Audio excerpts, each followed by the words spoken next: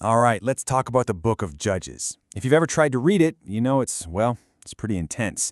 It's raw, it's violent, and honestly, it could be super confusing. So that really brings us to the big question, right? Is this book just a history of human failure?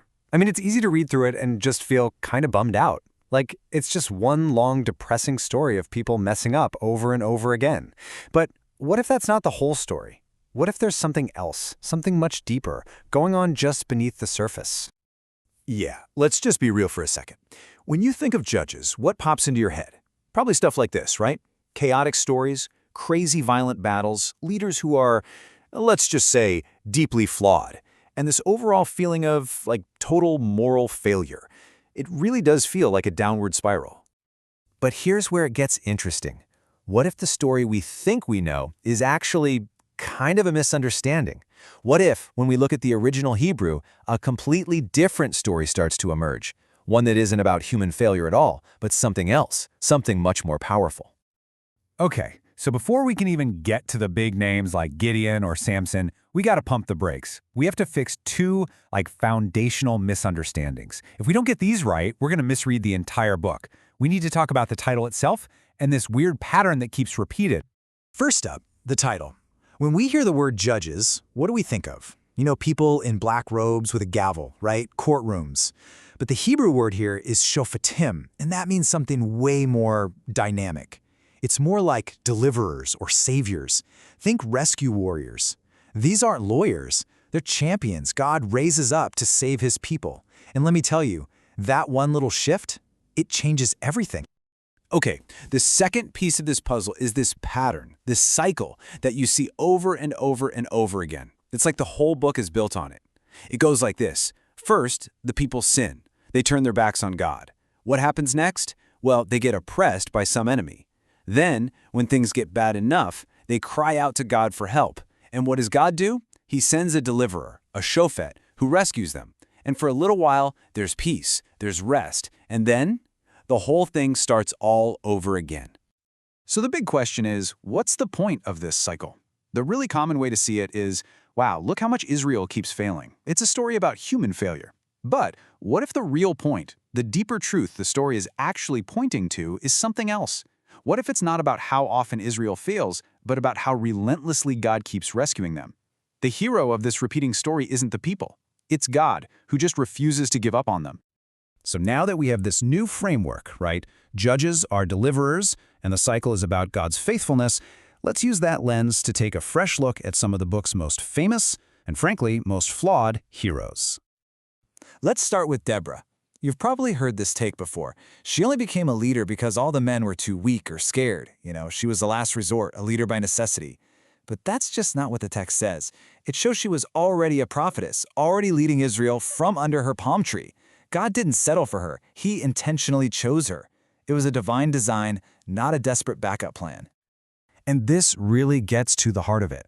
The lesson here is that God doesn't check gender. He checks availability. It's not about your qualifications on paper. It's about whether your heart is open to him. Okay, next up. God shows up to this next guy and calls him, and I quote, Mighty Warrior. Pretty epic title, right? Makes you picture some kind of chiseled hero. But who was he talking to?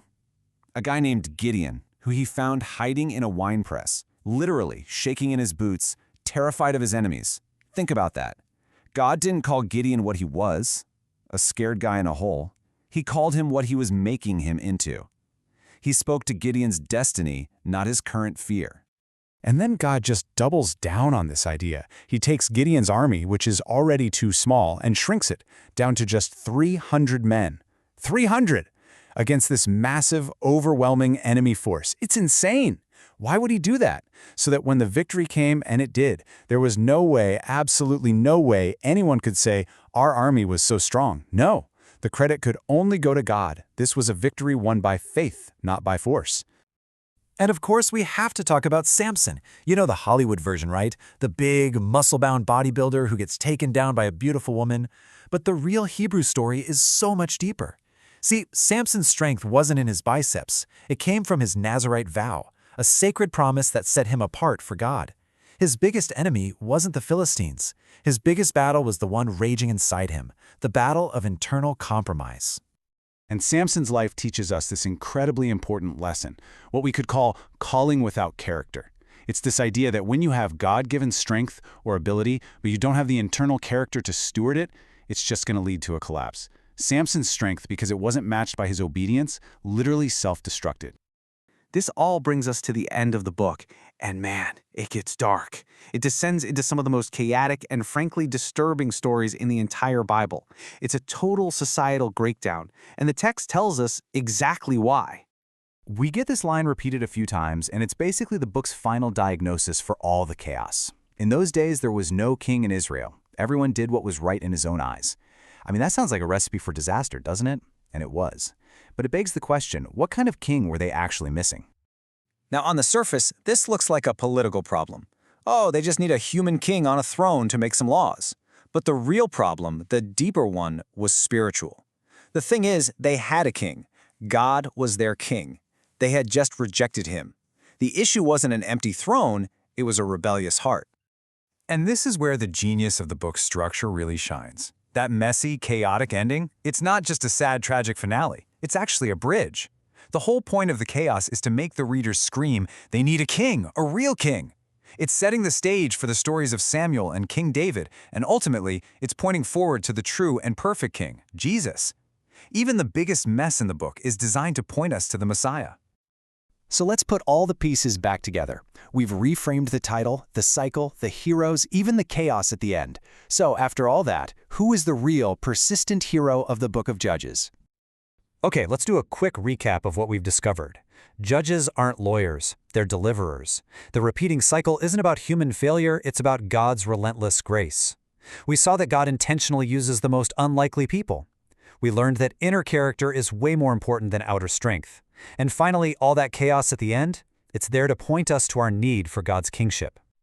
So, when you put all of that together, you come to this one huge, profound conclusion.